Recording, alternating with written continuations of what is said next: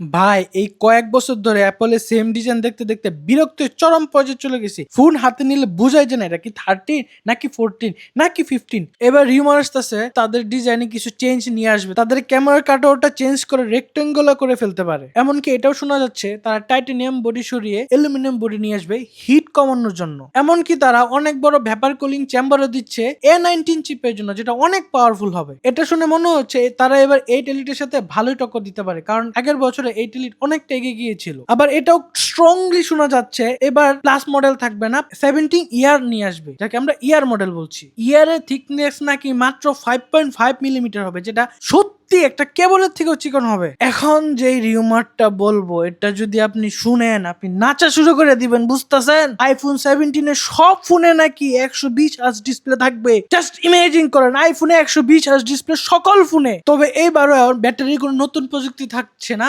Silicon carbon বা কোনো ধরনের এই ধরনের প্রযুক্তির ব্যাটারি ইউজ করবে না, সেটা নিশ্চিত। এখন পর্যন্ত আপনাদেরকে যা বলেছি সেটা শুধুই মাত্র নিউমার। ফোন আসলে সত্যিটা জানতে পারবো।